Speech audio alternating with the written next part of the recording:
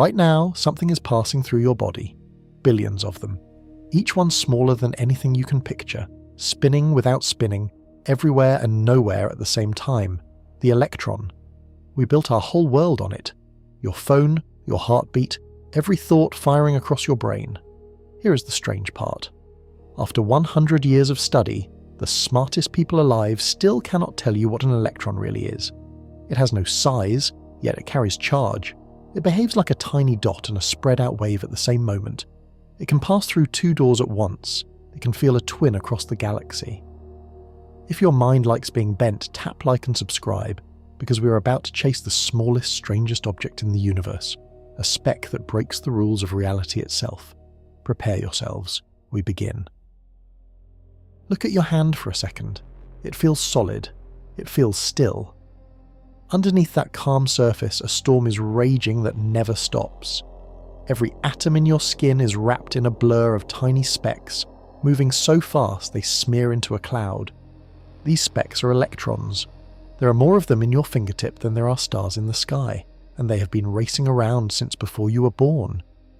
Here is the first strange thing. Nobody has ever seen one. You have seen the ocean, and you have seen a grain of sand. An electron is smaller than the gap between those two ideas.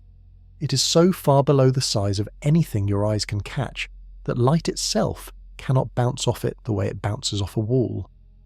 When you look at a table, light waves hit the surface and ride back into your eye. That is what seeing means. But an electron is smaller than the wave of light you would need to spot it. Trying to see one with light is like trying to feel a single hair using a beach ball. The tool is too big for the job. So how do we know electrons are there at all? We know them by what they do. Over a century ago, a scientist named J.J. Thomson was firing invisible rays through a glass tube in a dark lab in England. The rays bent when he brought a magnet close. They carried a push, a charge, something real and measurable. He realized he was watching a swarm of particles far smaller than any atom. He had found the first piece of matter ever proven to be smaller than an atom itself. At the time, most people believed atoms were the tiniest thing that could exist. He had just broken the floor of the world open. Think about what that means. Everything you have ever touched, every screen you have ever tapped, runs on a particle no human eye will ever glimpse directly. We have photographs of distant galaxies 4,000 times too far away to visit, yet we have never taken a true portrait of the thing buzzing inside your own hand right now. And it gets stranger. When scientists finally learned to measure an electron with incredible care, they expected to find a tiny ball, a speck with some width, like a marble shrunk down beyond imagination. That is the natural picture. Small things are still things. They should have edges. They should have a size. The electron refused to cooperate. Every experiment that tried to measure how wide an electron is came back with the same impossible answer. As far as anyone can tell, it has no width at all. 0. You can shrink your idea of it smaller and smaller, and you never hit the surface, because there is no surface to hit. It is a something that takes up no space. That should not be able to exist. A real object with no size is a contradiction, like a wall with no thickness or a shadow you can hold. Yet this sizeless nothing carries a charge strong enough to run a lightning bolt, and steady enough to hold your entire body together. Physicists have spent 100 years staring into that emptiness, and the closer they look, the deeper the hole gets. Because if the electron truly has no size, it leads straight into a problem so severe that the math itself begins to explode. To feel why a sizeless electron breaks everything, you have to sit with what no size really means. Picture the smallest dot you can, a period at the end of a sentence. Now shrink it. Cut it in half, then half again, then keep going for 1,000 years. The electron is smaller than wherever you stopped. Scientists have squeezed their measurements down to a scale 10,000 times tinier than the center of an atom, and still the electron shows no edge, no width, no body. It sits at a single point in space, like an address with no house on it. That word matters. Point. In physics, an electron is called a point particle, which means all of it, all its charge and all its being, is crushed into a spot with no room inside. Now here is where your brain should start to itch. Charge pushes against charge. You have felt this. Rub a balloon on your hair and hold it near your arm, and the hairs stand up and reach toward it. That reaching is the electric force, the same force that lives inside every electron. And the rule of that force is simple. The closer two charges get, the harder they shove. An electron carries charge, and an electron is squeezed into a point. So the charge is packed against itself with zero distance in between. Zero distance means the push becomes unimaginably strong. Run the numbers and the force needed to hold that charge together at a single point climbs toward infinity. The electron should rip itself apart in less than an instant, flinging its own charge across the sky like a bomb with no shell to contain it. But it does not.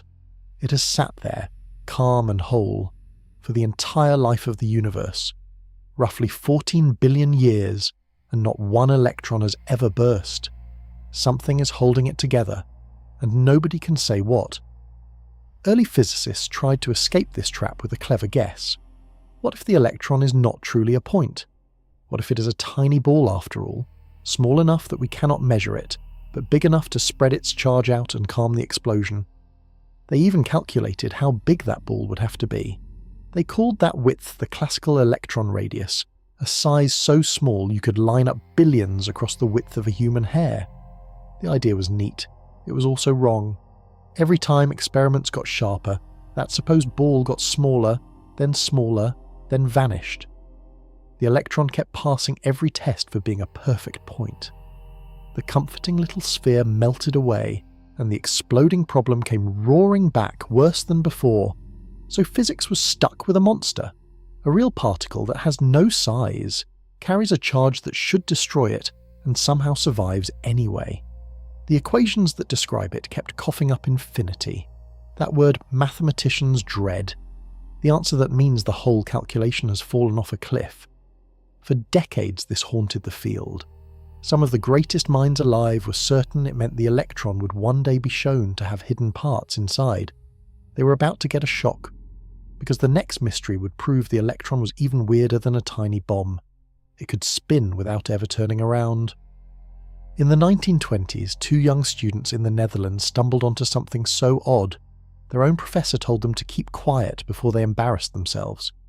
They were staring at a puzzle in the light coming off atoms. When you heat certain elements and pass their glow through a special tool, the light splits into sharp lines, like a barcode printed by nature. Scientists had mapped these barcodes for years, but some lines were doubled where only one should appear. A single line had quietly become two, and the math had no room for the extra one. The students, Samuel Goudsmit and George Uhlenbeck, made a wild guess. What if the electron is spinning? A spinning ball of charge would act like a tiny magnet, and that little magnet could nudge the light and crack one line into two. It fit the numbers perfectly.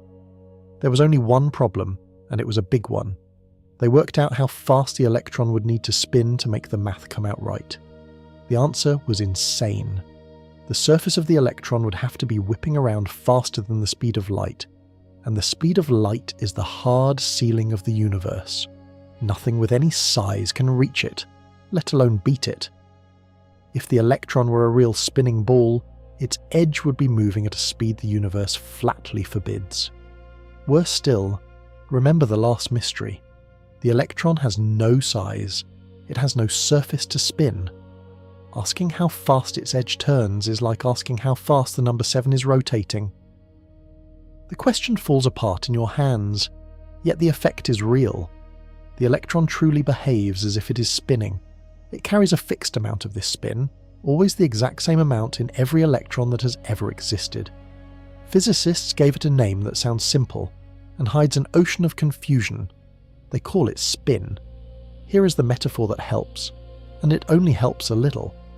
Imagine a spinning top on a table. It has motion, a direction, a kind of built-in twirl. The electron has all the effects of that twirl, the magnetism, the direction, the fixed rhythm. It just has none of the actual turning. It is the smile with no cat, the spin without the spinning, and you cannot slow it down, you cannot speed it up. A real top wins down as it loses energy and finally topples. The electron spin never changes, never fades, never stops. It comes locked at one exact value from the moment the electron exists until the day it might end. Every single electron in your body is spinning at that same frozen rate right now, and will keep doing it forever. This is one of the deepest clues we have about what an electron actually is. Spin is woven into it as tightly as its charge. Take the spin away, and it stops being an electron at all. Whatever the electron truly is, spinning without motion is part of its bones. But this ghostly spin does something you can actually feel in the real world. It turns every electron into a magnet, and that tiny magnetism, multiplied across trillions of electrons, is strong enough to stick a photo to your refrigerator and guide a compass needle toward the North Pole. Grab a magnet off your fridge and hold it. That pull you feel, that quiet force tugging at the metal, is being made by electrons. Not thousands of them, not millions. It is the spin of countless electrons all pointing the same way, adding up into something your hand can feel. Every electron is a magnet. A perfect, permanent, impossibly tiny bar magnet with a north end and a south end, made by that ghost spin from earlier. This is one of the few electron mysteries you can hold in your palm. But how does a sizeless point become a magnet at all? On the big scale, magnetism comes from movement. Loop an electric current around a nail and you build an electromagnet, the kind that lifts junked cars in a scrapyard. Moving charge makes a magnetic field. That is a solid rule. So a spinning ball of charge should make its own little field, and that is exactly what the early scientists pictured. A charged marble, whirling, throwing off magnetism like a spinning sprinkler throws water. You already know the trouble. There is no marble, there is no whirling, there is no surface to carry the charge in circles. The electron has zero size, and it does not truly spin, yet it produces a magnetic field, as if it were doing both. The field is real. You can measure it, you can use it, and it comes from a source that, on paper, should not be able to make it. Now the story takes a turn that makes it even harder to believe.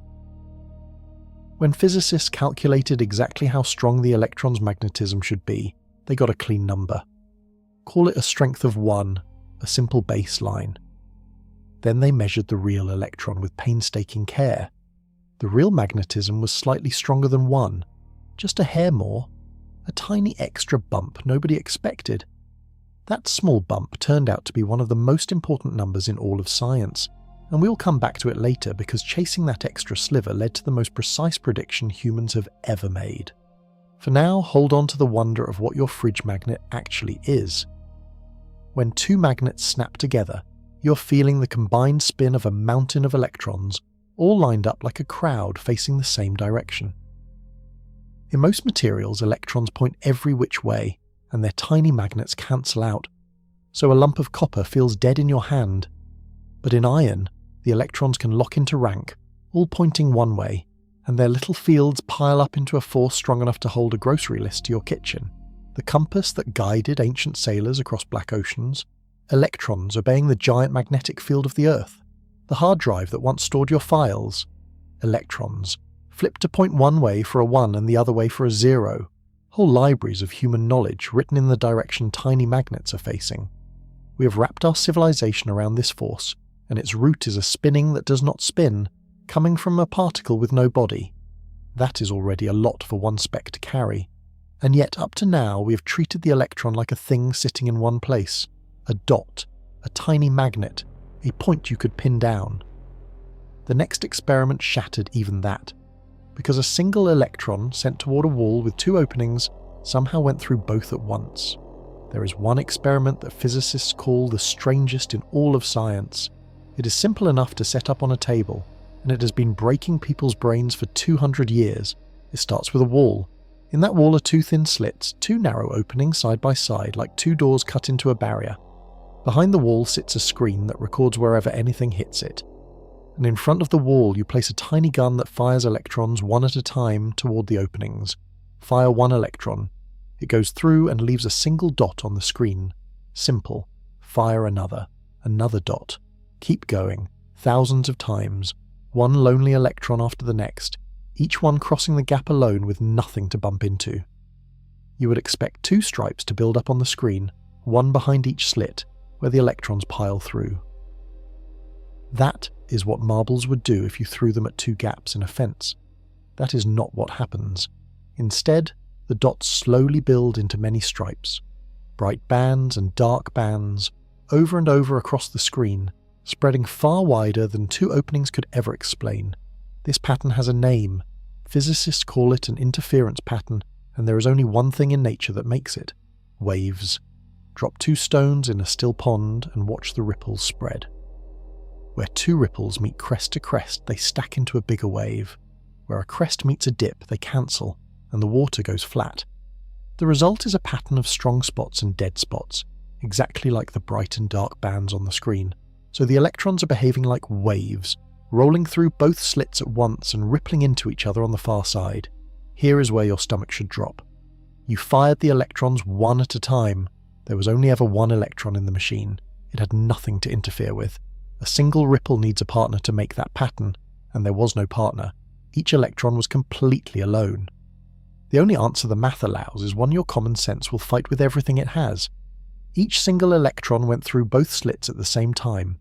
One particle, one speck, splitting its path and travelling through two separate doors at once, then rippling against itself on the other side. Let that picture form. Not two electrons, one through each door, one electron through both. A thing you've been told is a tiny dot behaved like a spread-out wave that could be in two places on the same trip. People assumed this was some trick, some hidden bump between electrons crowding the machine. So they slowed it down until only one electron flew every few seconds, then every few minutes, each one utterly alone in the dark. The stripes still built up, dot by patient dot. The single electron was still going through both slits. The electron is a dot when it lands. It is a wave when it travels. And nobody, in 100 years, has been able to say how one thing can be both. But this leads to a question sharper than all the others. If the electron is a wave rolling through space, then a wave made of what? What is actually waving? If the electron travels as a wave, your next thought is obvious. A wave in what? Every wave you have ever met is a wave in something. Ocean waves are moving water. Sound waves are shivering air. A wave at a stadium is people standing up and sitting down. The wave is not a thing by itself. It is a pattern riding on top of some stuff. Take the stuff away, and the wave is gone. So when an electron rolls through two slits like a ripple, there should be something rippling. A sea the electron waves through. For a while, scientists went hunting for exactly that. They imagined space was filled with an invisible material, a hidden ocean that carried electron waves the way water carries ripples. They searched hard for it. It was not there. Space had no secret sea. The electron's wave was waving through pure nothing. This forced physics into one of the strangest ideas it has ever swallowed. The electron's wave is not made of any material at all. It is a wave of chance. Here is what that means, as plainly as it can be said. Before you check where the electron is, it does not sit at one spot waiting. Instead, there is a wave that spreads through space, and that wave tells you the odds. Where the wave is tall, the electron is very likely to turn up. Where the wave is flat, the electron almost never appears. The wave does not carry the electron. The wave carries the chances of finding the electron. A scientist named Erwin Schrödinger wrote down the equation that describes this wave, and it works with breathtaking accuracy. It predicts where electrons will land, how atoms hold together, how chemistry itself behaves. It is one of the most successful equations ever written. And at its heart sits a wave made of probability, a swell of maybe, rolling through empty space. Try to picture it and your mind slips. Think of a weather map with a storm on it. The bright red blob is where rain is most likely. That blob is not rain. It is a picture of chance, a spread of probably here, less likely there. The electron before you look at it is like that blob, a smear of possibility, thickest where it will probably be, thin where it probably will not, covering a whole region at once. So the electron does not have a definite spot before you find it. It has a range of possible spots, all real at the same time, each with its own odds. The wave holds all of them together in one spreading pattern. This is the point where many great physicists simply stopped and stared. Albert Einstein hated it. He could not accept that the universe ran on chance. and he spent years trying to prove the wave was covering up some hidden truth underneath. He famously grumbled that God does not play dice with the world. The dice so far have won every argument. Because the wave of chance is not just a math trick on paper, it has a terrifying feature. The instant you actually look, the instant you measure where the electron is, that whole spread out wave collapses to a single dot in a heartbeat, everywhere else in the wave vanishing at once. And the act of looking, it turns out, is the strangest ingredient of all. Try this in your head. You have an electron spread out as a wave of chance, smeared across a whole region, everywhere at once in its cloud of maybe. Now you look. You place a detector to catch exactly where it is. In that instant, the spread out wave is gone. The electron becomes a single dot at a single spot, and every other place it might have been simply drops out of existence. The whole cloud collapses to a point the moment you check. Physicists call this the collapse, and it is the deepest crack in our understanding of reality. Think about how bizarre this is. When you're not looking, the electron is a wave in many places. When you look, it is a dot in one place. So the simple act of measuring seems to change what the electron is. Watching it forces it to decide. Go back to the two-slit experiment, because here it gets truly unsettling. Scientists set up the exact same test, one electron flying toward two openings, building the wave pattern of stripes. Then they added a tiny detector at the slits, a little watcher, just to catch which slit the electron actually goes through. The stripes vanished. The moment the electrons were being watched at the slits, each one stopped acting like a wave. It picked one slit, went through like a normal little dot, and built two plain stripes on the screen instead of the rippling bands. Stop watching, and the wave pattern comes back. Start watching, and it dies. The electron behaves one way when observed and another way when it is left alone in the dark. Sit with that. The electron seems to know whether it is being watched. Now, scientists are careful people, and they do not like spooky words. So they searched for a boring answer. Maybe the detector bumps the electron. Maybe the act of measuring physically shoves it and ruins the pattern. That would be a relief. But they built gentler and cleverer detectors, ones that barely touch the electron at all, and the result held firm. As long as the information about which slit exists, even faintly, the wave dies. The universe cares about whether the path is known. This has pushed physicists into ideas that sound like science fiction, yet come straight from hard experiments. Some argue that reality stays undecided, a haze of possibilities, until something measures it and pins one outcome into place. Under that view, the world you see is a world constantly being decided moment by moment as things interact and observe each other. Others hate that answer and reach for a wilder one. Maybe the wave never collapses at all. Maybe every possible outcome truly happens, each in its own branch of reality, and you only ever notice the one branch you happen to be riding. In that picture, every time an electron could go two ways, the entire universe quietly splits in two. This is the famous many worlds idea, and it is not a joke. Serious scientists defend it with straight faces, because the alternative, a universe that reshapes itself whenever it is watched, is somehow even harder to accept. We do not know which answer is right. We may never know, but the strangeness is only warming up. Because the electron can do something that Einstein called spooky, something that seems to break the speed limit of the universe itself. The next trick is one that Einstein spent the rest of his life trying to destroy, and he failed. It starts with two electrons made together in the same event, born as a pair.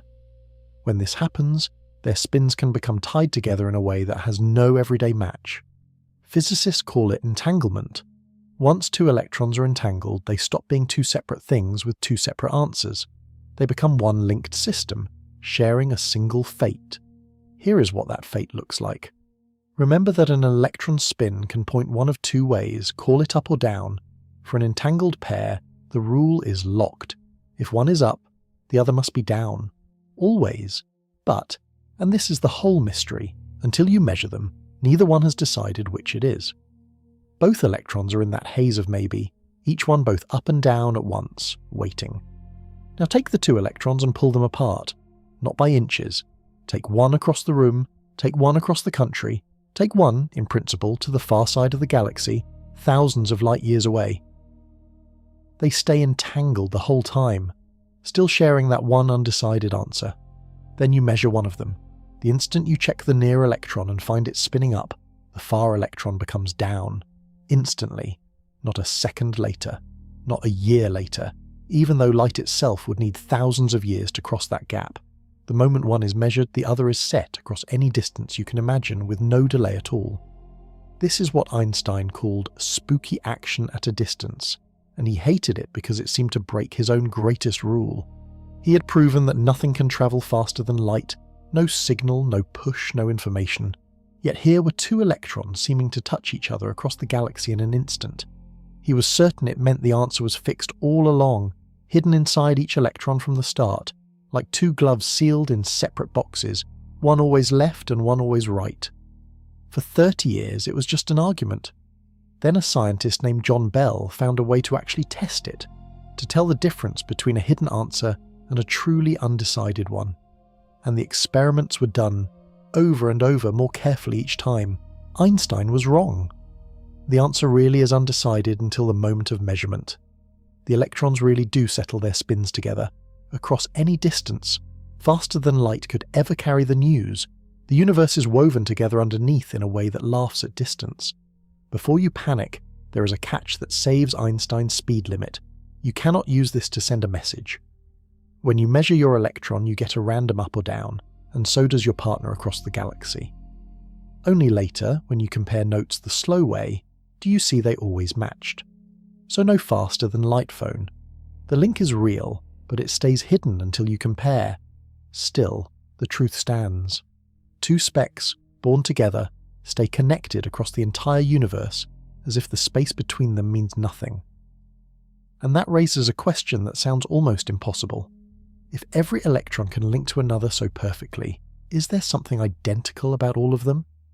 Here is a fact so strange that when a young physicist first suggested it, his teacher was stunned into silence.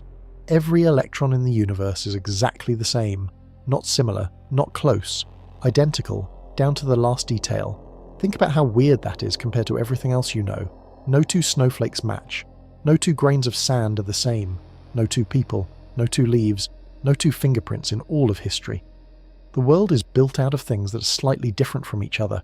Zoom in on anything and you find flaws, scratches, tiny differences that make each one unique. Now zoom in on electrons and the differences vanish. Every electron has exactly the same mass, to more decimal places than we can measure. Every electron has exactly the same charge. Every electron has exactly the same spin. There is no old electron and young electron, no big one and small one, no scratched one and shiny one. Take any electron from the heart of the sun and any electron from your left eyebrow, and they are perfect copies. You could swap them and the universe would not notice. How can that be? Everything else in nature comes in slight variations. Why are these perfectly stamped out, trillions upon trillions of them, each one a flawless twin of all the rest? A physicist named John Wheeler once had a wild answer, and he called up his student Richard Feynman in the middle of the night to share it. What if there is only one electron in the whole universe? A single electron, zipping backward and forward through time, weaving through every moment, appearing in trillions of places at once, because it is the same one particle crossing its own path again and again. Every electron you have ever touched would be that one electron caught at a different point in its endless journey. It sounds like a fever dream, and most physicists think it is probably wrong, but it captures the shock they all felt at the perfect sameness. The idea was wild enough that it planted a seed in Feynman's mind that later helped him win the highest prize in science. The real explanation, as far as we understand it, is even stranger in its own way. Electrons are not tiny objects, each made on their own. Every electron is a ripple in one single thing that fills all of space, a kind of invisible field spread through the entire universe. Pluck that field here, and an electron appears. Pluck it there, and another appears. Since every ripple comes from the very same field, every electron comes out identical, the way every wave on the same ocean is made of the same water. So you're not made of tiny balls at all. You are made of ripples in fields that stretch across everything, and the ripples that make up you are stamped from the same mould as the ripples that make up the farthest star. This perfect sameness is not just a curiosity, It has a hard consequence, a rule so strict it decides the shape of every atom in your body and the reason you do not fall through the floor. Because these identical electrons follow one absolute law. Two of them will never, ever share the same spot.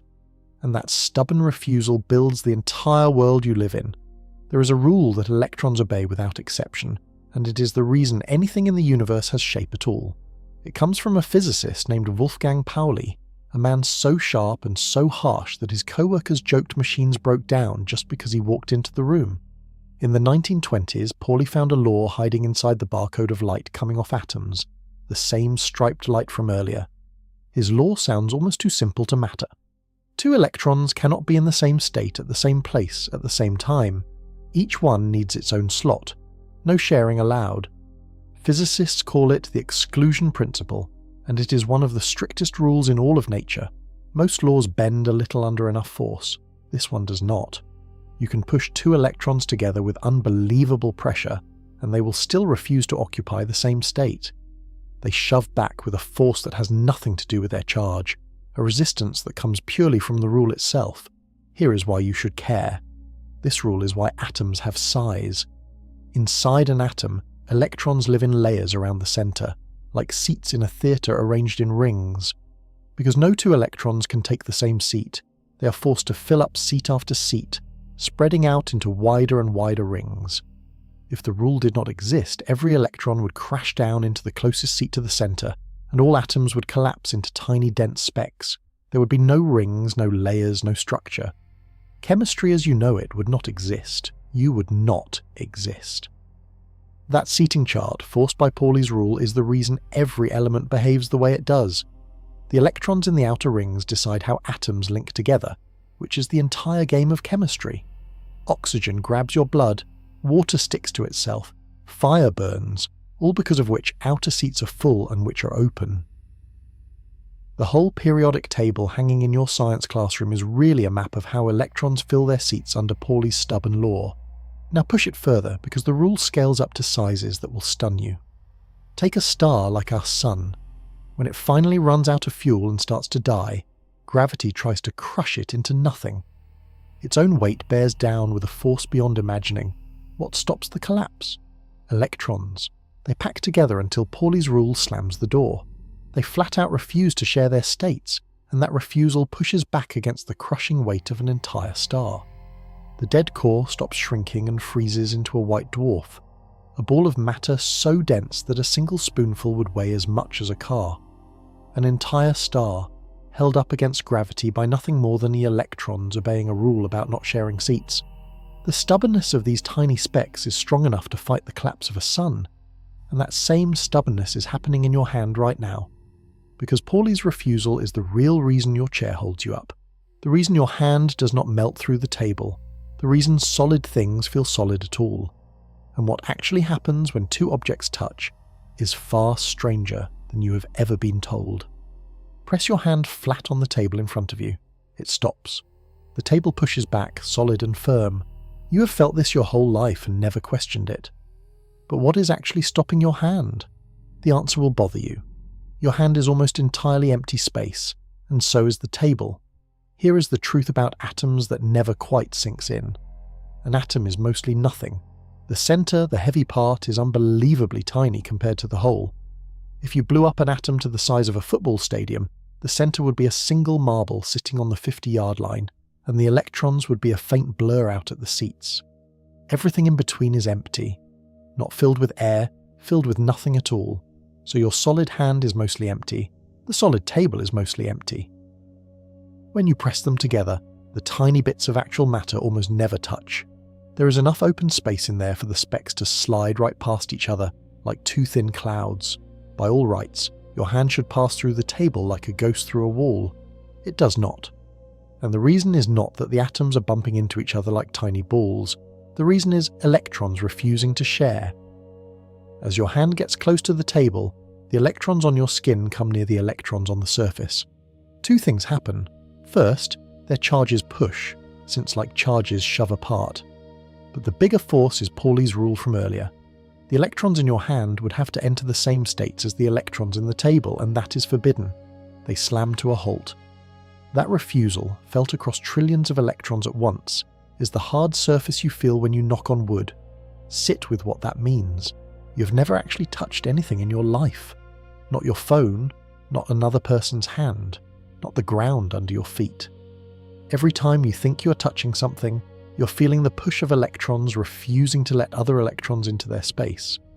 There is always a microscopic gap, a no man's land held open by that stubborn law. The warmth of a handshake, the feel of grass, the grip of a steering wheel, all of it is electrons pushing on electrons across a tiny space they will never close. This is not a small effect. It is holding up your entire world. The floor beneath you, the walls around you, the seat you're sitting in, all of it is standing firm because of electrons that will not share states.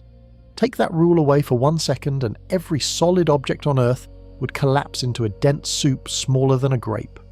The chair, the ground, the mountains, the whole solid feeling of being alive, all of it rests on a quantum rule about tiny specks and their refusal to crowd together. And these specks that build your solid world have a secret partner. For every electron there is a mirror twin that carries the opposite charge, a kind of anti-electron. When the two meet, they destroy each other in a flash of pure light.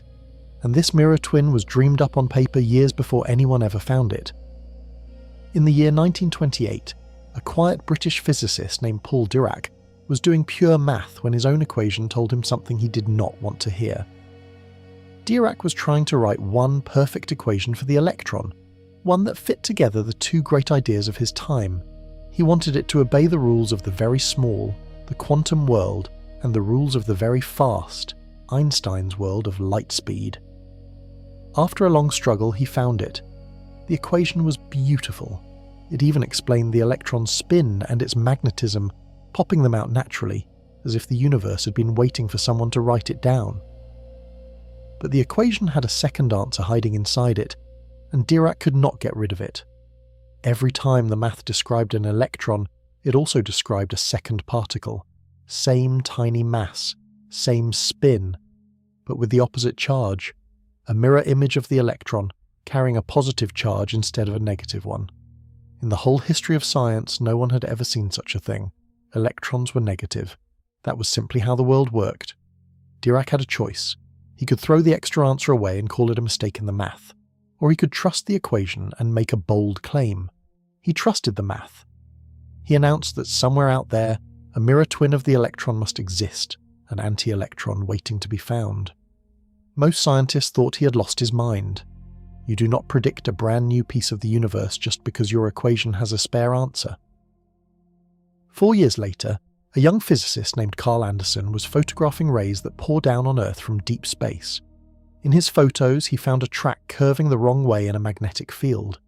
Something with the exact tiny mass of an electron bending as if it carried the opposite charge. It was the mirror twin. It was real. Dirac had found a new part of reality with nothing but a pencil, and the courage to believe his own equation. Today, we call these mirror twins antimatter, and the electron's twin has a name, the positron. And they are not rare curiosities locked in a lab. They are pouring through the sky, made inside certain rocks, even produced by bananas, which give off a tiny trickle of them as they decay in your fruit bowl. Here is the part that should raise the hair on your arms. When an electron meets its mirror twin, they annihilate. Both particles vanish completely, and all their matter turns into a flash of pure light and energy. Nothing is left of either one. This is the most complete destruction in all of nature, matter and mirror matter erasing each other in an instant, converting their whole being into a burst of light. It even runs in reverse. Pack enough energy into one tiny spot and it can freeze into two new particles, an electron and its mirror twin, appearing out of raw energy where nothing was before. Matter created from light, and light created from matter, both directions real, both happening in machines and in the sky above your head right now. This mirror twin came from an empty answer in an equation, out of the void of the math. And that word, void, points to the next mystery. Because the empty vacuum of space, the truest nothing there is, turns out to be quietly boiling with electrons that flicker in and out of being. Picture the emptiest place you can imagine, deep space, far from any star, a box with every scrap of matter sucked out, every bit of light removed, total nothing. perfect, cold, silent emptiness. That emptiness is a lie. It is one of the busiest places in the universe. This is one of the strangest truths in modern physics. Empty space is not empty. Down at the tiniest scale, the vacuum is boiling. Electrons and their mirror twins are constantly popping into being and vanishing again, appearing in pairs out of pure nothing and destroying each other a flash later, over and over, everywhere, all the time. Physicists call them virtual particles, and they fill every corner of what we call empty space. How can particles come from nothing? The answer lies in a rule so odd it took decades to accept. At the smallest scales, the universe can never sit perfectly still. There is always a faint jitter, a built-in fuzziness to reality. Energy can flicker into existence for the tiniest sliver of time, as long as it vanishes again fast enough. And where energy flickers, particles are born. An electron and its mirror twin blink into being, live for less time than you could ever measure, then find each other and pop out of existence, paying back the energy they borrowed. This is happening right now, everywhere, in the air in front of your face, in the space inside your own chest, trillions of these ghost pairs flickering on and off in every speck of the room around you, a constant fizzing froth beneath the calm surface of reality. Now you might think, fine, but if we can never catch them, who cares? Here is the shock. We can feel them. Take two smooth metal plates and bring them extremely close together, almost touching. The boiling froth of ghost particles gets squeezed. Fewer of them fit in the tiny gap between the plates than in the wide space outside. So the outside froth pushes harder than the inside, and the plates get shoved together by the pressure of empty space itself. This has been measured in real labs. Empty space pushes on solid metal. The nothing has a force you can weigh. The ghost electrons do something even sneakier. They swarm around every real electron like a faint cloud, flickering in and out, tugging at it, ever so slightly changing how it behaves. When physicists measured the electron with extreme care, they found tiny shifts caused by this cloud of ghosts. The real, measurable electron is wrapped in a fog of virtual particles that alter it in ways we can detect. The emptiness is touching everything. This changes how you should picture the world. There is no true void. The deepest nothing is a churning sea, and everything solid floats on top of it, jostled and nudged by particles that exist for less than a blink. The stillness you feel is only your senses being too slow to catch the storm. And this restless froth is not the only hidden motion. Because inside the single electron itself, hiding beneath its calm face, there is a trembling so fast and so violent that it has its own strange German name, and it may be the closest thing we have to seeing what an electron is truly doing. Go back to Dirac's beautiful equation, the one that predicted the mirror twin. When physicists looked deeper into it, they found something else hiding inside, something so strange it took years to even believe. The equation said the electron is trembling, not gently. It shakes back and forth at a speed almost beyond thought, jittering so fast and so small that it blurs into the calm point we normally measure. Physicists gave this trembling a German name, Zitterbewegung, which simply means jittery motion. It is a mouthful, so just think of it as the shudder. Here is what the math describes. The electron does not sit still, even when it looks perfectly at rest. Instead, it flickers back and forth incredibly fast, trembling around its average spot. The shaking is so quick that it happens far more times in a single second than there are seconds in the entire age of the universe, and the distance it shakes across is so tiny it is smaller than an atom by a wide margin. All you ever see is the smeared out average, the calm dot, while underneath it the electron is shuddering like mad. What could make a particle tremble like this? The leading idea circles back to the mirror twin and the boiling vacuum. Remember that the electron is tangled up with its opposite, and that empty space is fizzing with ghost pairs. Some physicists think the shudder comes from the electron constantly, faintly mixing with these mirror twin possibilities, flickering between being a plain electron and a blur of electron and anti-electron at once. The trembling would be the electron endlessly negotiating with its own mirror nature, too fast to ever catch in the act. If that is true, then the shudder might be the secret behind mysteries from earlier. Remember the electron spin? The spinning that has no spinning, and its magnetism coming from a point with no surface to turn. Some scientists suspect the shudder is the hidden source of both. If the electron is truly trembling in a tight whirling shake, that motion could be the real thing behind what we call spin. The magnetism would come from charge whipping around in that tiny shudder. The impossible spinning of a sizeless point might actually be this blur of trembling hiding just below what we can measure. That would be a stunning payoff. Two of the deepest electron mysteries, spin and magnetism, both explained by a shaking written into the math almost 100 years ago. But there is a catch, and it is a big one. We have never directly seen the shudder in an electron. It is too fast and too small for any tool we have ever built. It lives in the equations, clear as day in the math, yet just out of reach of any real measurement of an actual electron. Scientists have even built clever stand-ins, larger systems that copy the same math, and watch the shudder appear in those.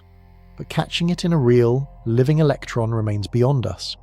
So the electron may be trembling violently inside every atom of your body right now, and we can only see it on paper. All of this trembling, spinning, and mirror twinning is ruled by numbers, and one number in particular sits at the center of it all, controlling how strongly light and electrons grip each other. It shows up everywhere in physics, and after a century of trying, no one on Earth can explain why it has the value it does. There is a single number that haunts physics. It shows up again and again, in the light from distant stars, in the glow of your screen, in the force that holds every atom together. Physicists have measured it to staggering accuracy, and nobody, in 100 years, has been able to explain why it is what it is. The number is roughly 1/137. Written as a decimal, it starts 0.00729 and goes on from there. Physicists call it the fine structure constant, and it controls one simple thing: how strongly electrons grip light. That grip sounds small, but it runs your entire reality. Every time an electron soaks up light or spits it out, the strength of that swap is set by this number. Since almost everything you see, touch, and feel comes down to electrons trading light, this one value quietly tunes the whole game. It decides how atoms hold together. It shapes the colours that come off glowing gas. It sets the very size and strength of the chemical bonds that build your body. Now here is what makes it maddening. It is a pure number. It has no units attached. It is not 4,000 miles or 90 pounds or 3 seconds. It is just a bare number, 1/137, the same for a scientist on Earth and for an alien in another galaxy. Most numbers in physics depend on what units you use. Change from miles to something else, and the number changes. This one never does. It is baked into the universe itself. So the obvious question screams out: why that number? Why not 1/100 or 1/200 or any other value? Change it even a little, and everything falls apart. Nudge it one way, and atoms cannot form. Nudge it the other way, and stars cannot cook up the elements that make planets and people. The universe seems balanced on the edge of this one value like a pencil standing perfectly on its tip. This number drove some of the greatest physicists half mad. Richard Feynman, one of the sharpest minds who ever lived, called it one of the biggest mysteries in all of physics. He said it was a magic number that comes to us with no understanding. He joked that every good physicist should pin it to their wall and worry about it. Wolfgang Pauli, the man behind the exclusion rule from earlier, was so obsessed with the number 137 that it followed him his whole life. When Pauli fell gravely ill near the end, he was placed in a hospital room. The room number was 137. He's said to have looked at it and known he would not leave. We can measure this number to more than 10 decimal places. We can predict its effects with jaw-dropping precision. We simply cannot say where it comes from. It might be pure chance, a dial set at random when the universe began. It might be forced by some deeper law we have not discovered. It might even drift very slightly over billions of years, and a few scientists claim faint hints that it does, though the evidence is shaky. This mysterious number leads straight into the proudest achievement in all of science. Because using it, physicists made a prediction about the electron so precise and so perfectly confirmed that it stands as the most accurate guess humanity has ever made about anything. Now comes the number that should make you proud to be human. Using the electron, physicists made the most accurate prediction in the history of science, and then they checked it, and it was right. Go back to the electron's magnetism from earlier, that tiny extra bump in its strength that nobody expected. The one that came out a hair stronger than the simple math predicted. Chasing that little bump became one of the great quests of modern physics. To explain it, scientists had to account for everything tugging on the electron, including that boiling froth of ghost particles flickering around it in empty space. The math to do this is brutal. Every ghost particle, every flicker, every faint tug adds a tiny correction. Physicists had to add up thousands upon thousands of these tiny effects, each one harder than the last, a mountain of calculation that took some of the best minds decades, and now needs powerful computers to finish. The technique behind it is one of the crown jewels of physics, a way of tallying every possible thing an electron can do and adding it all together. Out of this monstrous effort came a prediction, a single number for exactly how strong the electron's magnetism should be, ghost froth and all. Then the experimenters went to work. They trapped a single electron, one lonely speck, and held it nearly still in a special container for months at a time. They measured its magnetism with a care that borders on madness, chasing more and more decimal places, refining the answer over years. The prediction and the measurement agreed, and they did not just agree a little. They matched to 12 decimal places. 12 decimal places is a level of accuracy your brain cannot really feel, so let me try to make it real. Imagine measuring the distance across the entire United States, from New York to Los Angeles, about 2,500 miles. Now imagine getting that measurement right down to the width of a single human hair. That is the kind of accuracy we're talking about. Theory and reality, shaking hands to a precision finer than a hair across a continent. Nothing else humans have ever done comes close. No other prediction in any field of science has ever been confirmed to this depth. It is the finest agreement between an idea in a human mind and the real behavior of the universe that has ever existed. And it all hangs on the electron, the very same speck we cannot even see, cannot find the size of, cannot fully explain. Sit with the strangeness of that.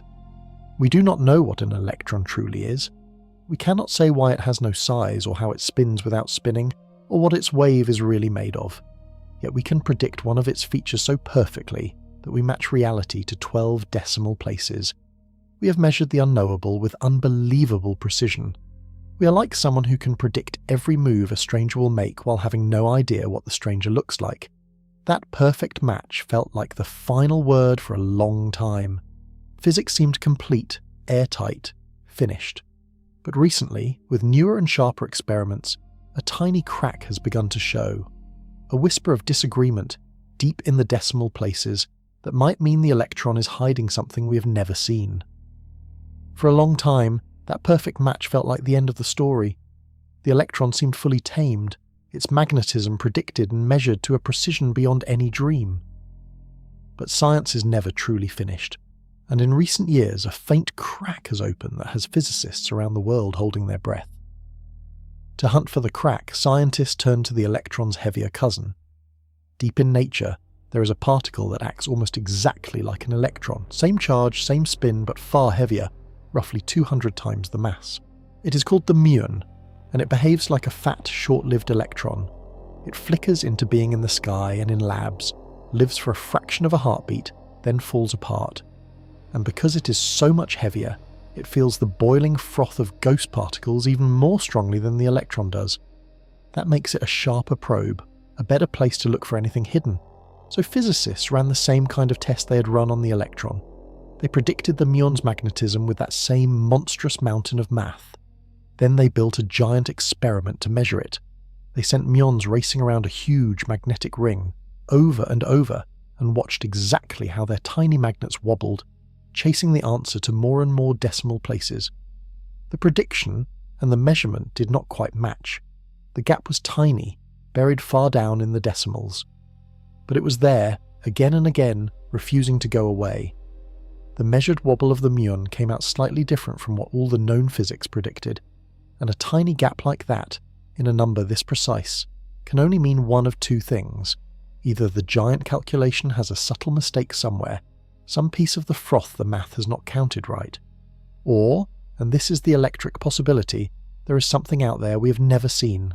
Some unknown particle, some new force, some hidden piece of nature flickering in the ghostly froth around the muon, tugging on it in a way our current rulebook cannot explain. That second possibility is what makes physicists lose sleep in the best way. Our whole map of the tiny world, the rulebook built over a century, describes everything we know with terrifying accuracy. But we are certain it is not the whole story. It says nothing about the dark matter that outweighs every star. It cannot fully join hands with gravity. There must be more out there, hiding. And this tiny crack in the muon's magnetism might be the first faint fingerprint of that unknown, poking through the decimals. Right now, the world's physicists are locked in a careful fight over which answer is true. Teams are rechecking the giant calculation line by line, hunting for any error. Other teams are polishing the experiment, gathering more muons, shrinking the uncertainty. The crack has not been confirmed as new physics. It has not been erased as a mistake either. It hangs there, unresolved, one of the hottest mysteries in science today, a tiny disagreement that could crack the door to a whole new layer of reality. All of this began with a simple question about a speck too small to see, and the deeper we push, the more the electron seems to be built out of parts we cannot find, which raises the boldest question of all. What if the electron, the particle we have always called unbreakable, is actually hiding smaller pieces inside? For 100 years, the electron has been called a building block, one of the smallest, simplest pieces of nature, a thing with no parts, nothing inside it to take apart. But a few bold physicists have asked a dangerous question. What if that is wrong? What if the electron is hiding pieces of its own? Think about how this story has gone before. People once believed the atom was the smallest thing there was, a solid ball that could not be split. Then Thomson found the electron inside it. Later, scientists cracked open the centre of the atom and found it was built from smaller bits too, tiny lumps called quarks. Again and again, the thing we called smallest turned out to be a bag of even smaller things. So the question almost asks itself, is the electron next?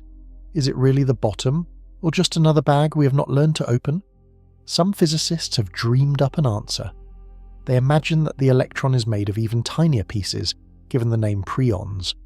In this picture, an electron would be a few of these preons stuck together, and a quark would be a different mix of the same tiny parts. All the different particles in nature would be like words spelled out of the same small alphabet. It is a beautiful idea. It would explain why particles come in neat families, why they seem to echo each other. There is only one trouble. Not a shred of evidence backs it up. Every time scientists have smashed electrons together at enormous energy, hunting for cracks, for any sign of parts breaking loose, the electron is held firm. It shows no seams. No matter how hard they hit it, it acts like a single, whole, unbreakable point. If it does have pieces inside, those pieces are packed so tightly and so small that we cannot reach them with any machine we have ever built. Picture trying to figure out if a marble is solid or hollow, but you're not allowed to touch it. All you can do is throw other marbles at it and watch how they bounce. If they always bounce the same clean way, the marble seems solid. The electron bounces like it is solid, every single time. That does not prove it has no inside. It only proves that if there is an inside, it is hiding better than anything we have ever chased. This is where the field splits. Most physicists treat the electron as truly fundamental, a real bottom floor, a thing with no parts. That is the standard view, and it works. But a stubborn few keep whispering that nature has fooled us before, and the electron may yet crack open into pieces we cannot imagine, the way the atom once did. We do not know who is right. It remains an open door, a mystery with no answer yet. And here is the strangest twist in the whole idea of the electron's insides. When physicists first tried to calculate the electron in fine detail, treating it as a point, the math did something horrifying. It gave the electron an infinite mass and an infinite everything. The numbers blew up and made no sense. To get real answers, physicists had to invent a trick so bizarre that even the man who perfected it called it a swindle. Imagine you are doing a math problem, a careful one, checking every step, and the answer comes out infinity. Not a big number, actual infinity, the math falling off a cliff. That's exactly what happened when physicists first tried to calculate the electron in full detail, and it nearly ended the whole field. Here is why it broke. Remember the boiling froth of ghost particles around every electron and the trembling shudder hidden inside it. When physicists tried to add up all of that, every flicker, every jitter, down to the very smallest scale, the sums grew without end. The closer they zoomed toward the point of the electron, the bigger the numbers swelled, racing toward infinity. On paper, the electron seemed to weigh infinity and carry infinite energy. Nonsense, since a real electron sits calmly in your hand. The greatest minds of the time were stuck. The theory that was supposed to be their crowning triumph kept spitting out garbage. Some feared physics had hit a wall it could not climb.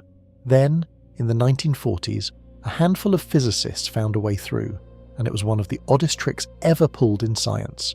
They called it renormalization. The idea sounds almost like cheating. Since the infinities kept showing up in the same spots, in the electron's mass and its charge, they decided to simply subtract them out. They took the infinite mess the math produced, cut away the infinite part by hand, and pasted in the real measured mass and charge from experiments instead. It felt like a swindle, and one of its inventors, Richard Feynman, flat out said so. He called the whole procedure a shell game, a dippy process, and admitted it was not something you could feel proud of. They were hiding infinities under a rug and hoping no one looked too closely, but here is the shock. It worked. Once they swept the infinities away and plugged in the real numbers, everything else the theory predicted came out perfect. In fact, this patched-up theory went on to make that 12 decimal place prediction from earlier, the most accurate guess in all of science. The trick that looked like a swindle turned out to be one of the most successful tools physics has ever had. So we are left in a strange place. Our best theory of the electron only works because we cover up an infinity we do not understand. Picture building a bridge that keeps calculating its own length as infinity. So you just erase that part and write in the real length you measured with a tape. The bridge stands, cars cross it safely every day. But you never solved why the math said infinity in the first place. Many physicists believe this is a giant clue. The infinities may be screaming that our picture of the electron as a perfect point is not truly right, that something deeper is hiding underneath, some new physics that would tame the numbers naturally without any sweeping under rugs. The swindle may be a placeholder, standing in for an answer we have not found.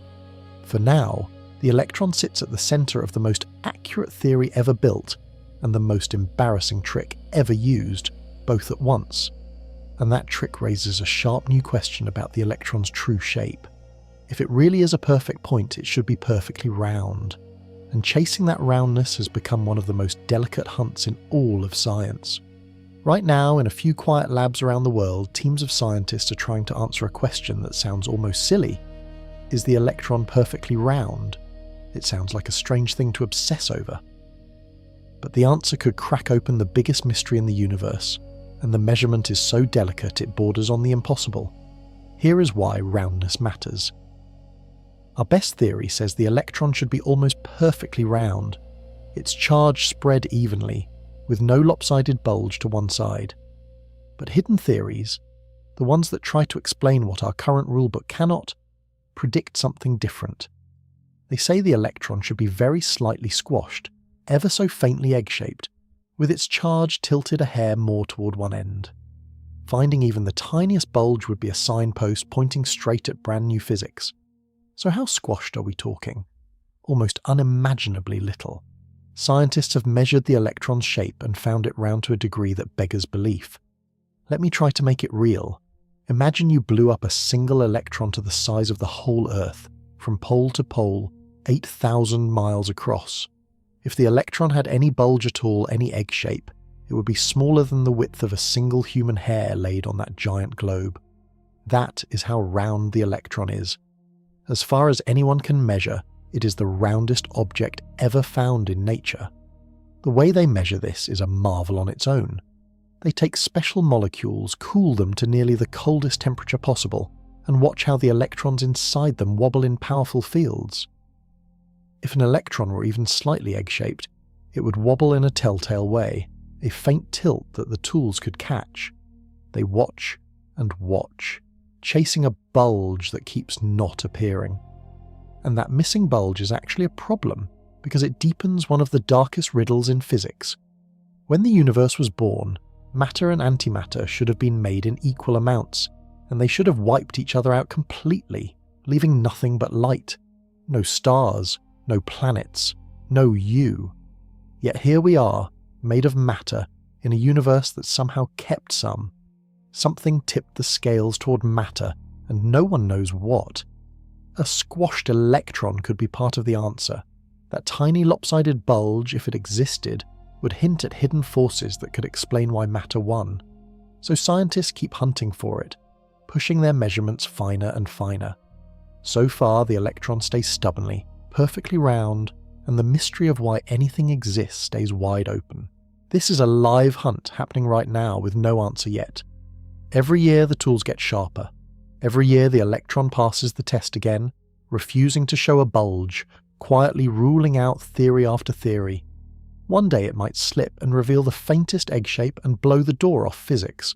Or it might stay perfectly round forever, and the mystery of matter will need a different key. The roundest thing in the universe, guarding the secret of why the universe holds anything at all. But roundness is far from the strangest thing an electron can do, because an electron can walk straight through a solid wall, and it does it in your devices millions of times every second. Throw a ball at a wall, and it bounces back. Throw it 1,000 times, and it bounces back 1,000 times. That is how the world works. Solid things stop you.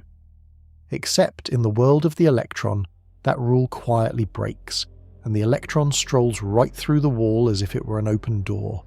This is called quantum tunneling, and it is one of the most useful impossible things in all of physics. Here is the setup.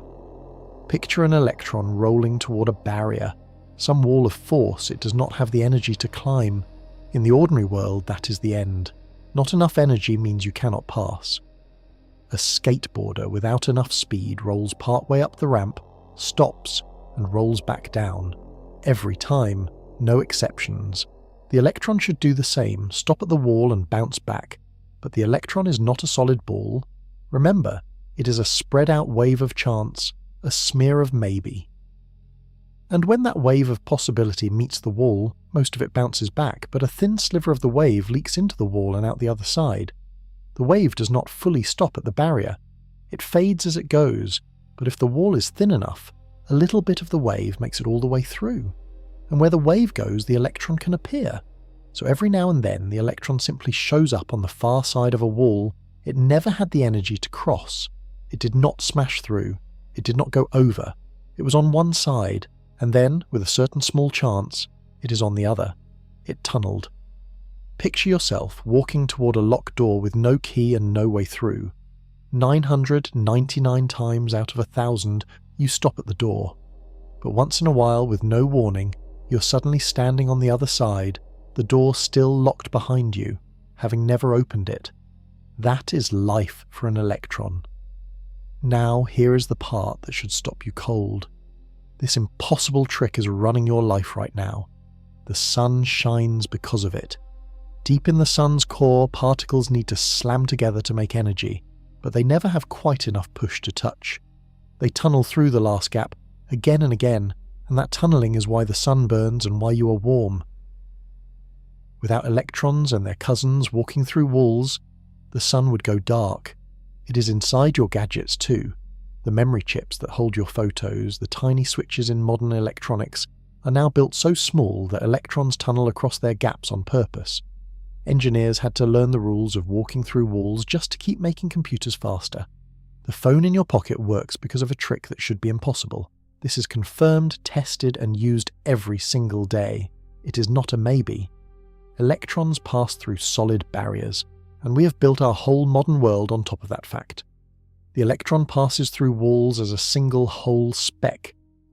But under the right, freezing conditions, something even stranger happens.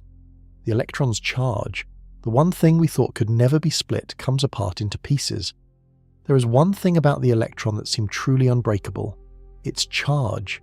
Every electron carries the exact same tiny amount of electric charge, and for a long time that amount was believed to be the smallest slice of charge that could ever exist. You could not have half of it. You could not have a third.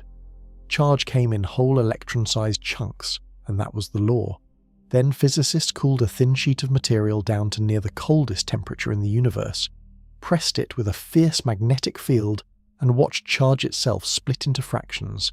This should not be possible. A single electron cannot be cut in half. Its charge is one solid unit. But when you pack a huge crowd of electrons together under these brutal conditions, something new emerges. The electrons stop acting like separate specks and start behaving as a one giant linked dance. And out of that dance, tiny ripples appear that carry only a fraction of an electron's charge, 1/3 of it, 1/5 of it. Slices that a lone electron could never hold. Here is how to picture it, though it stretches the mind. Think of a stadium crowd doing the wave. No single person moves very far, but the wave itself travels all the way around the stadium, a real moving thing made of many people acting together. The fractional charges are like that. No single electron split apart. Instead, the whole crowd of electrons moves together, and out of their teamwork, ripples appear that act like little pieces of charge, each one carrying a slice smaller than any electron. These ripples are strange beasts. They are not electrons. They are not any single particle at all. Physicists call them quasi-particles, which means they behave like particles even though they are really a pattern in the crowd. And these particular ripples carry fractions of charge that no lone electron in the universe could ever have. The unbreakable unit got broken in a way by teamwork. This was so shocking that the scientists who discovered it won the highest prize in physics. It revealed a hidden truth. When enough electrons come together in extreme conditions, they can create things that behave like brand new particles with properties no single electron possesses. The whole becomes stranger than the sum of its parts. And it goes further, into ideas that sound like pure fantasy, but are being chased in real labs right now. Some of these crowd ripples are thought to carry only half of another electron property, or to remember the path they took as they move, holding a kind of memory in the way they weave around each other. Scientists want to use these strange ripples to build a new kind of computer, one that could solve problems no normal machine ever could, by braiding these fractional pieces around each other like strands of a rope. So the electron, the speck we called the smallest whole unit of charge, turns out to be able to give birth, in a crowd, to pieces of itself that are somehow smaller than the whole. The floor we thought was solid has a trapdoor, and crowds of electrons have another secret, stranger still. Under the right cold, they can link arms and flow forever, moving through metal with zero resistance, losing no energy at all, as if friction itself had been switched off. Everything in the everyday world slows down. A ball rolling across the floor stops, a spinning top winds down, push electricity through a normal wire and it fights back, wasting energy as heat, which is why your phone charger gets warm and why power lines lose some of every spark they carry. Friction always wins in the end. Except, in one astonishing case, it does not. Cool certain materials down cold enough, and their electrons do something that looks like magic. They start to flow with zero resistance, no friction, no waste, no heat lost at all. Send a current spinning around a loop of this material, and it will keep spinning, in principle, for longer than the age of the universe, never slowing, never fading. This is called superconductivity, and it is one of the most beautiful tricks electrons have. To see why it is so shocking, remember what electrons normally do inside metal. They bump and scatter off the jiggling atoms as they go, like a person shoving through a crowded hallway, banging shoulders the whole way. Every bump costs energy.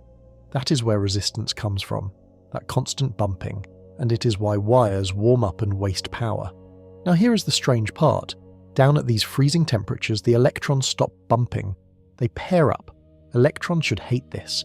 They all carry the same charge, and like charges push apart, so two electrons should shove each other away. But in a cold metal, a subtle helping hand appears. As one electron rushes past the atoms, it tugs them slightly, making a faint ripple that a second electron can ride, drawn gently along behind.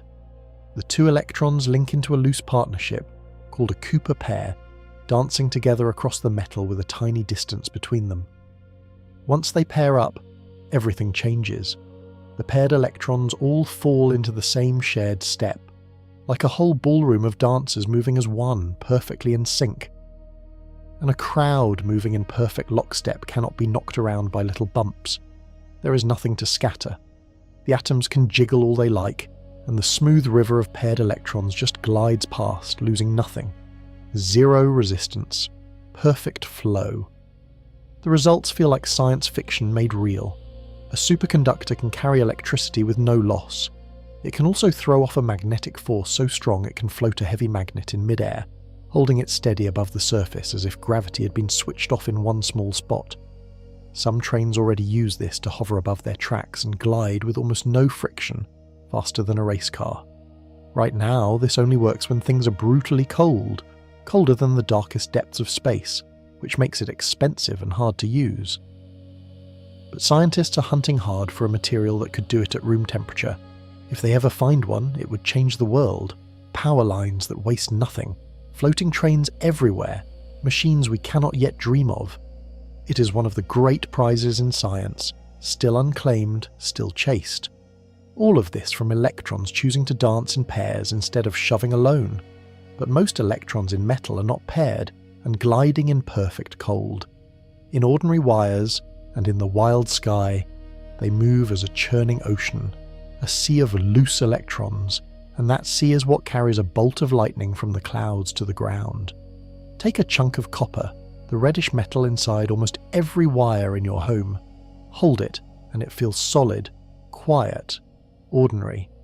But inside that calm lump, a wild ocean is churning. Countless electrons torn loose from their atoms, drifting free through the metal like water sloshing in a tank. Scientists call it the electron sea, and it is the reason metal does the things metal does. Here is what makes metal special. In most materials, every electron is locked tight to its own atom, held in place, unable to wander. That is why wood and plastic and glass do not carry electricity. Their electrons are stuck. But in a metal, the outermost electrons come loose from their atoms and pull together into that shared sea, free to roam the whole chunk. The atoms sit there like rocks, and the loose electrons flow around them. This sea explains the metal in your hands. It is why metal is shiny, because the loose electrons bounce light straight back at your eye. It is why a metal spoon in hot soup burns your fingers, because the free electrons carry the heat racing up the handle. And it is why metal carries electricity, because when you push on one end of the sea, the whole thing shifts and current flows. But the electron sea has a spot where it turns violent and beautiful, and you have seen it. A lightning bolt. Before a storm, charge builds up in the clouds, a huge pile of electrons gathering in the sky, straining, pressing, desperate for somewhere to go. The air below is normally a wall. Air does not carry electricity, so the electrons are trapped up there, squeezed tighter and tighter, the pressure climbing.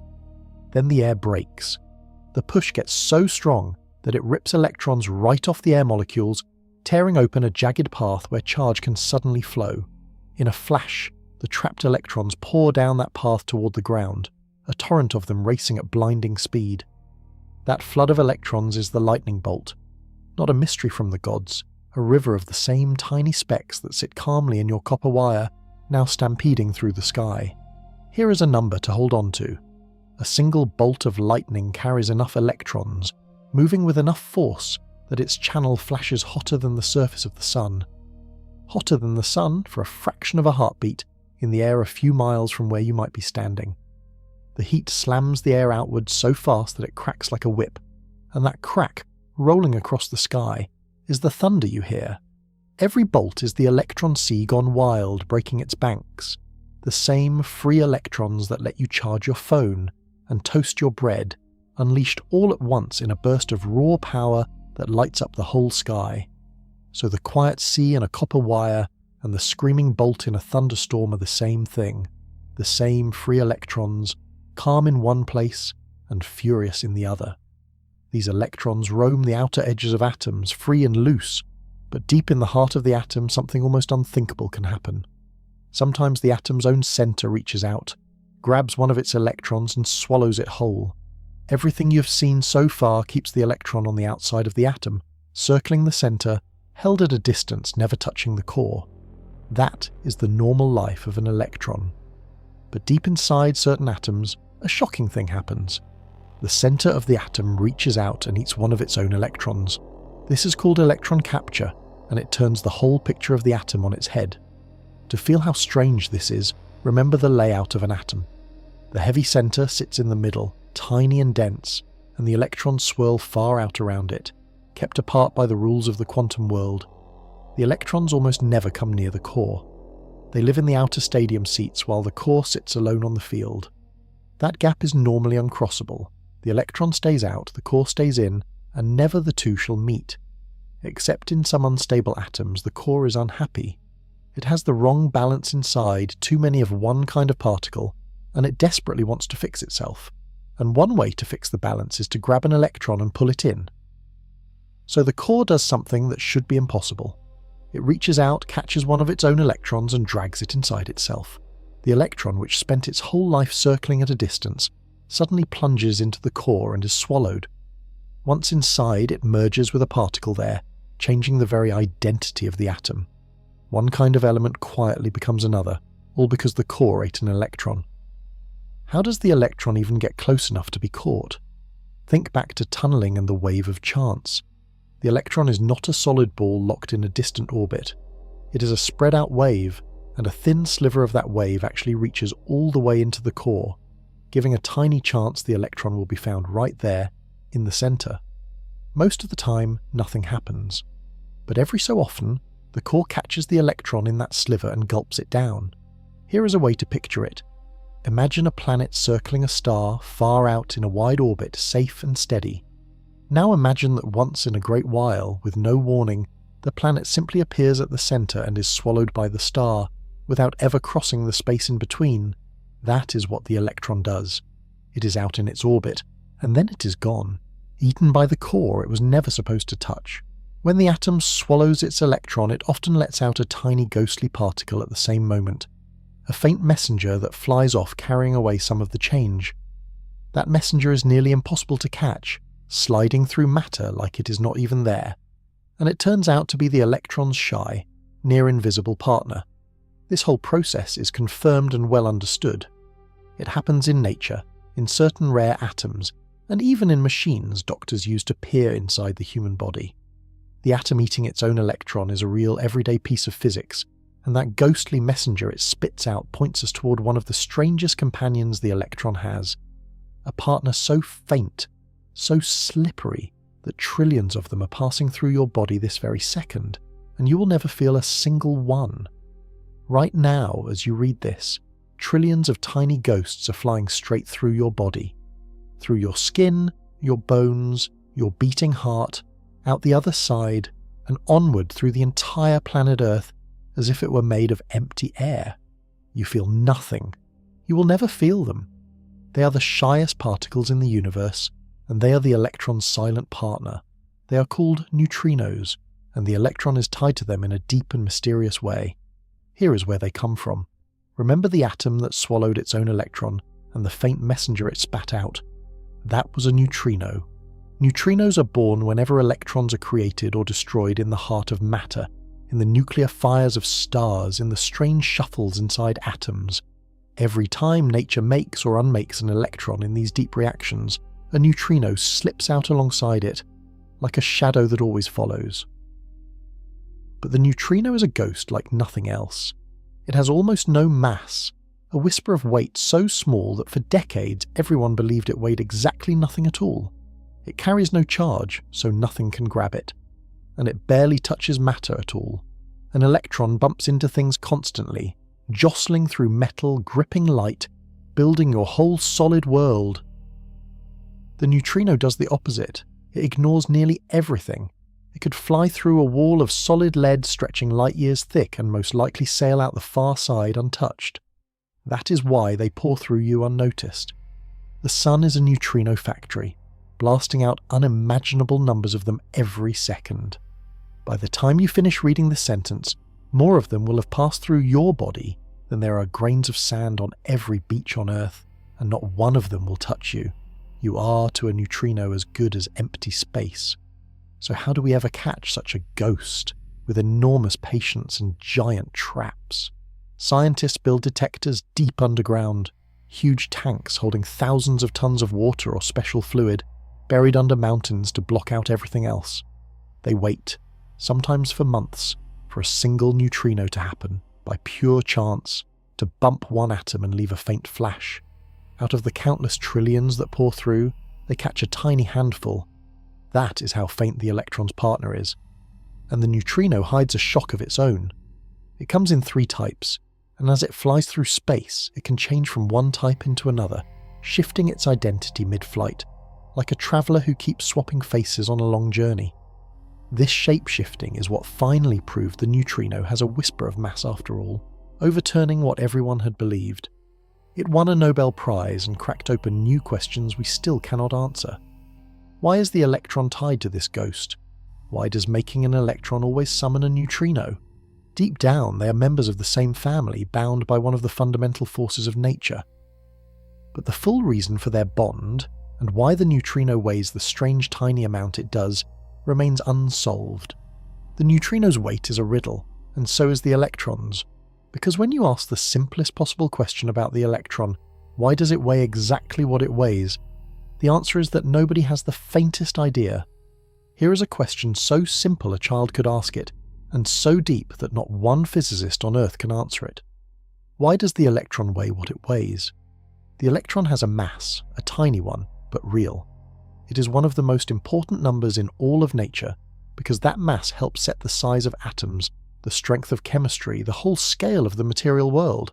Make the electron heavier, and atoms would shrink and everything would change, make it lighter, and matter would swell and fall apart. The electron's exact weight is woven into the shape of reality, and we have no idea where that weight comes from. Think about how strange that is. We can measure the electron's mass to incredible precision. We know it better than almost any number in science, but knowing a number is not the same as understanding it. We can read the electron's weight off our instruments perfectly, and we cannot say a single word about why it is that number and not some other. It gets worse, because the electron has 2 heavier copies. Remember the muon, the fat electron from earlier, about 200 times heavier. There is a third one too, heavier still, thousands of times the electron's weight. 3 particles, exactly alike in every way except their mass. Same charge, same spin, same everything, just stacked at 3 wildly different weights. Nature made 3 versions of the electron and made them heavier for no reason we can find. Why 3? Why those exact weights? Why not 2 copies, or 10, or none? The rulebook of physics does not explain it. The masses are numbers we had to measure and paste in by hand, like the trick from earlier. Our best theory does not predict them, it just accepts them, shrugs, and moves on. Here is a way to feel the weirdness. Imagine you found 3 brothers, identical in every detail, same face, same voice, same habits, except one weighed as much as a person, one weighed as much as a truck, and one weighed as much as a mountain. And imagine no one could tell you why. That is the situation with the electron and its 2 heavy twins. Perfect copies, absurdly different weights, and total silence when you ask why. There is one piece of the puzzle we do partly understand. Particles are thought to get their mass by dragging through an invisible field that fills all of space, a kind of thick cosmic syrup. The more strongly a particle grips that syrup, the heavier it feels, the harder it is to push. This field is real, confirmed by a giant machine that took thousands of scientists and decades to build, and finding it was one of the great triumphs of modern physics. But that only moves the mystery back a step. The field tells us how particles get mass. It does not tell us why the electron grips it exactly as hard as it does, or why its 2 twins grip it so much harder. Those grip strengths are still just numbers we measure and cannot explain. So the electron's weight sits there, precise and unexplained, one of the oldest open wounds in physics. And that leads to a darker question about this speck we cannot fully explain. If we do not know why the electron is what it is, do we even know if it lasts forever? Could an electron someday simply die? Everything ends. Stars burn out, mountains wear to dust. Even the heavy particles inside atoms are thought to slowly crumble over unthinkable stretches of time. So here is a haunting question. Does the electron die too? Or does it last forever? This is not an idle thought. It cuts to the heart of what the electron is, and the answer, as far as we can tell, is stranger than either yes or no. Most particles in nature are allowed to fall apart. They decay, breaking down into lighter pieces, following one simple rule. A heavy particle can crumble into lighter particles as long as certain balances are kept. Heavy things break into smaller things. That is the way of it. And there are particles lighter than the electron out there, so you might expect the electron, given enough time, to crumble into them and vanish. But it cannot, and the reason is beautiful. The electron is the lightest particle that carries electric charge. It is the smallest thing holding a negative charge that exists. And there is an iron law in physics that charge can never simply disappear. The total charge in any reaction must stay the same, in and out, always balanced. So imagine the electron tried to decay. It would have to break into something lighter, but everything lighter than the electron carries no charge at all. If the electron crumbled into those, its charge would vanish into nothing, and that is forbidden. Charge cannot be destroyed. The electron is trapped by its own charge. It is the last one holding the bag, with nothing lighter to pass its charge to, so it cannot fall apart. It is stuck being an electron, possibly forever. This makes the electron special among nearly all particles. It may be truly, perfectly stable, one of the few things in the universe that never decays, never ages, never dies. The electrons in your body right now could be older than the Earth, older than the Sun, forged in the first moments of the universe and still going strong, unchanged after all that time. But scientists are not satisfied with should. They want to know for sure.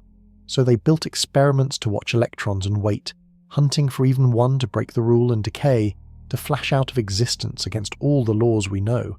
They filled giant tanks with material, surrounded them with sensitive detectors, and watched trillions upon trillions of electrons, waiting for a single death.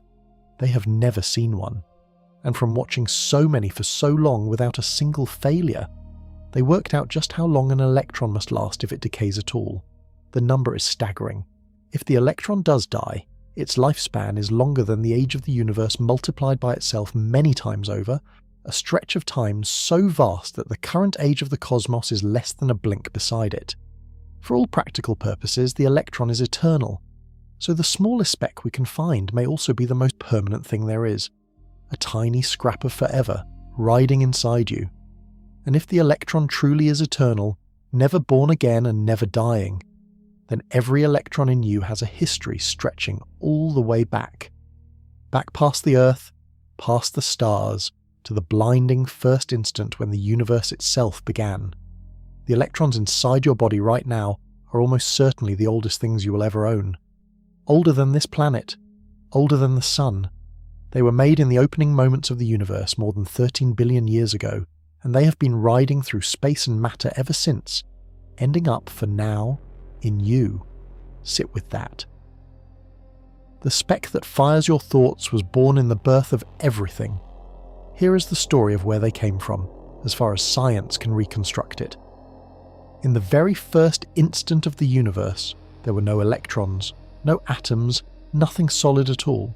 There was only a searing, blinding soup of pure energy, hotter than anything that has ever existed since, packed into a space smaller than you can picture. Everything that would ever exist was crammed into that fireball in a form too hot to hold any shape. Then the universe began to expand and cool, and as it cooled, that raw energy started to freeze into particles, the way steam cools into droplets of water. Out of the cooling fire, electrons appeared, condensing from pure energy into real specks of matter, along with their mirror twins, the anti-electrons from earlier. But there was a war in that early fire. Every electron met a mirror twin, and remember what happens when they touch. They destroy each other in a flash of light. So electrons and their twins were being made and wiped out constantly, a furious dance of creation and destruction in the first fractions of a second. If it had stayed perfectly balanced, they would have wiped each other out completely, leaving a universe of nothing but light, no matter, no stars, no you. But something, some tiny tilt we still do not understand, left a few more electrons than twins. For roughly every billion pairs that destroyed each other, one lonely electron was left standing.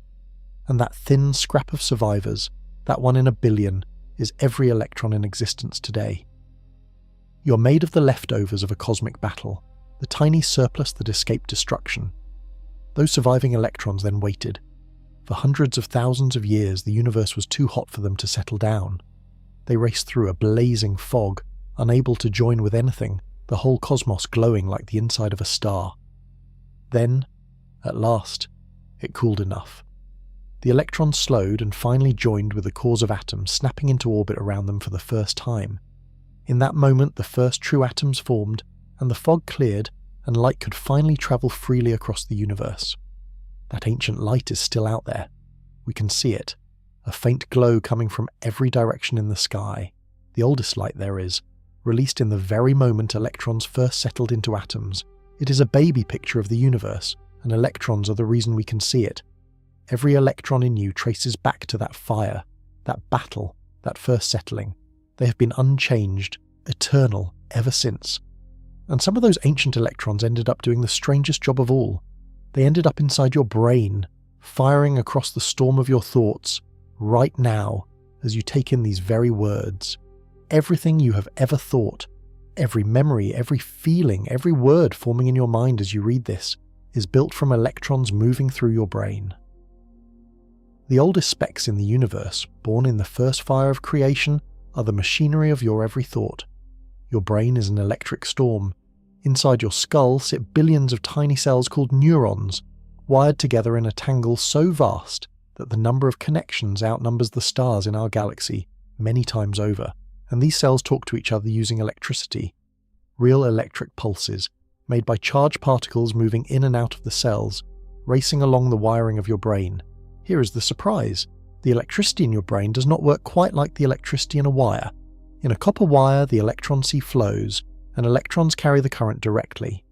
In your brain, the signal is carried by slightly different charge specks moving across the walls of your cells, but electrons are still the deep root of all of it. Every charge, every pulse, every spark of thought traces back to the same electric force the electron carries. The push that lifts a balloon to your hair is the same push, tamed and organized, that lets you read and feel and remember. When a neuron fires, a tiny pulse of electricity shoots down its length, faster than you can notice, and triggers the next cell, and the next, in a cascade racing across your brain. A single thought is a pattern of these pulses, thousands of cells flashing in a shape that means something. Right now, understanding this sentence, a storm of electric pulses is sweeping across your brain in a pattern that has never existed in exactly that form before in the history of the universe. The whole thing runs on a trickle of power. Your entire brain, doing everything it does, thinking, dreaming, running your body, uses about as much power as a dim light bulb. That faint flicker of electric energy is enough to hold your whole mind, every idea you have ever had, every person you love, every fear you carry, all of it written in moving charge. And here is where science reaches the edge of what it can explain. We understand, roughly, how the electric pulses move. We can even watch them, lighting up brain scanners, flickering as people think and feel. But we do not understand how that electric storm becomes a feeling.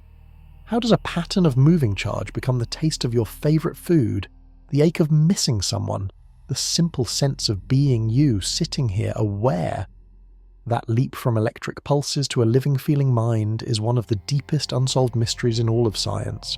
Nobody knows how it happens, so the electron carries you to the strangest place of all. It builds your solid body, it fires your every thought, and yet how it adds up to the feeling of being alive and aware remains a total mystery. The speck we cannot fully explain is the same speck that makes the you that is trying to understand it, which forces one last dizzying question about what the electron truly is.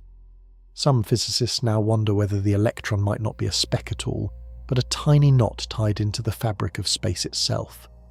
After everything, the biggest question about the electron is still the simplest one. What is it? We have chased it through walls, watched it split its charge, seen it live forever, and fire your thoughts.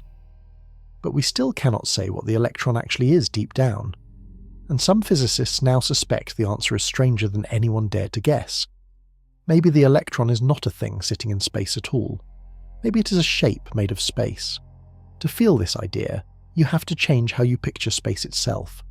We tend to think of space as an empty stage, a big nothing, and particles as little actors moving around on top of it.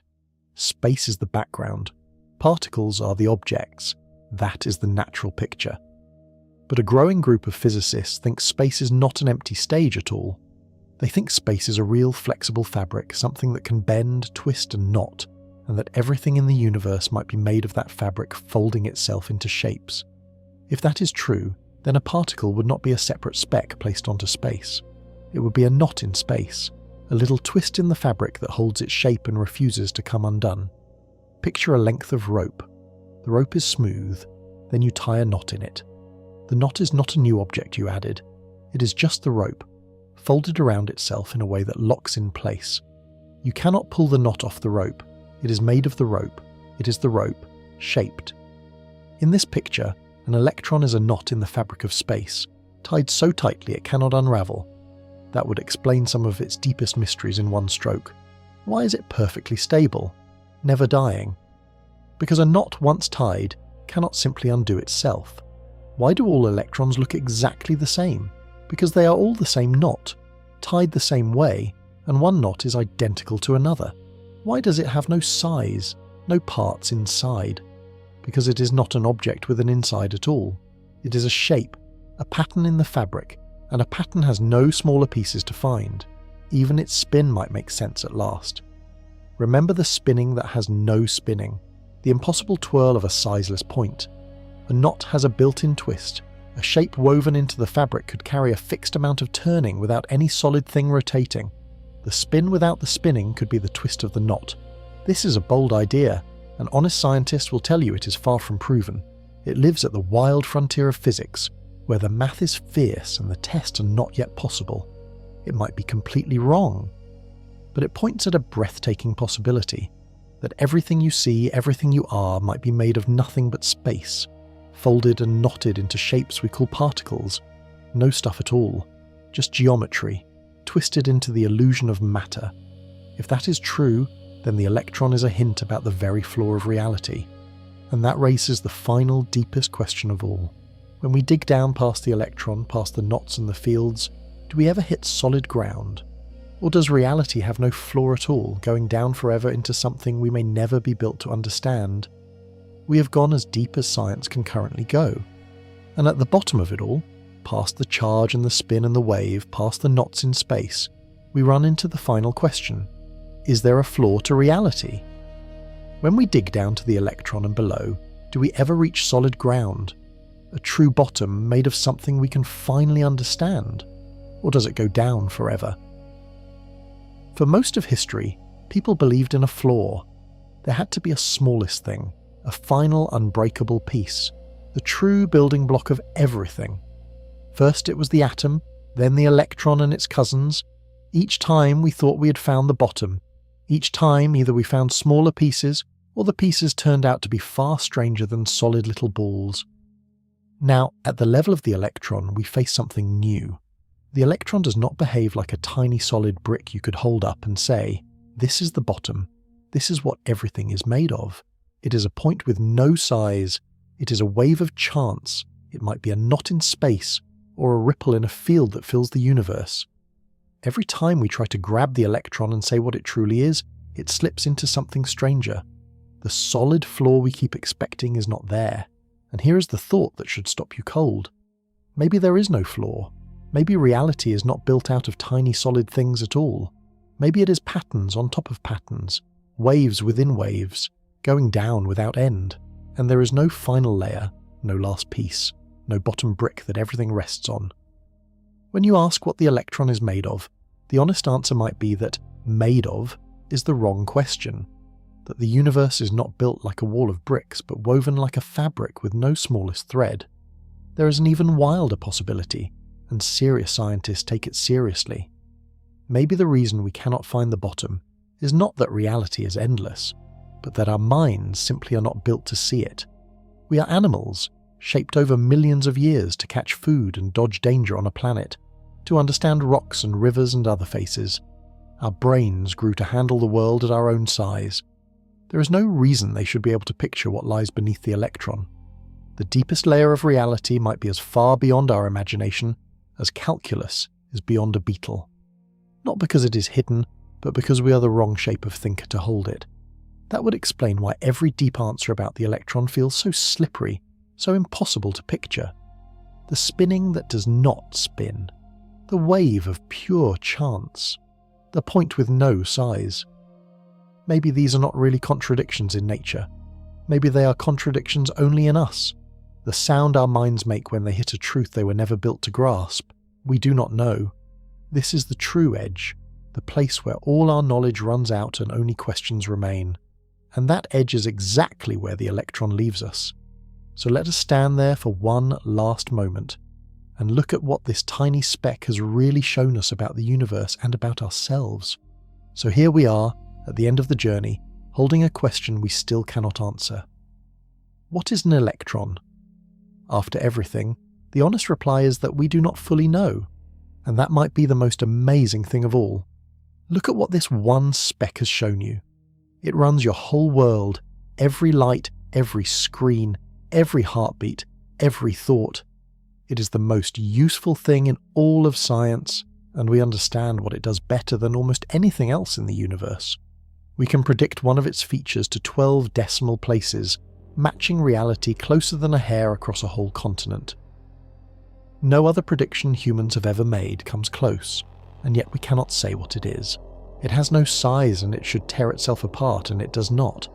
It spins without turning. It rides through walls. It splits its charge in a crowd. It feels its twin across the galaxy. It may live forever, born in the first fire of the universe, and it may be nothing but a knot tied into the fabric of space. We hold it in every device we build, and it slips through our understanding like water through fingers.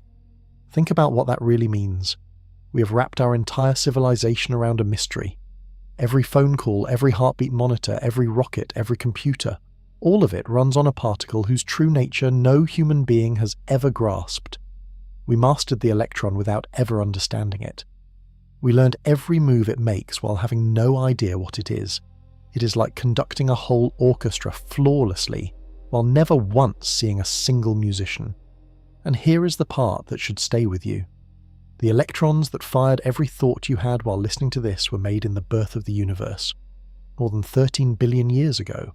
They survived a cosmic war, outlasted the forming of the stars, drifted through space, gathered into the Earth, and finally ended up inside your brain, sparking the very curiosity that made you wonder about them in the first place. The universe built a creature out of ancient specks, and that creature is now trying to understand the specks it is made of. The electron is looking at itself through your eyes. That is where the electron leaves us. Not with a neat answer, but with a deeper kind of wonder. We used to think the universe would get simpler as we looked closer, that we would find tiny solid bricks at the bottom and finally understand. Instead, we found the opposite. The closer we look, the stranger and more beautiful it becomes. The smallest thing turns out to hold the biggest mysteries. The floor of reality keeps sinking away beneath us, inviting us to look deeper still. Maybe one day someone will finally crack it. We'll look at the electron and truly understand what it is. Maybe that someone is out there right now, young and curious, watching something like this, feeling the first spark of a question that will not let go. Maybe it is you. The electron is still keeping it secret. The greatest minds in history have chased it for 100 years and come back humbled. But the chase is not over. It is just waiting for the next mind bold enough to look, and that mind might be yours.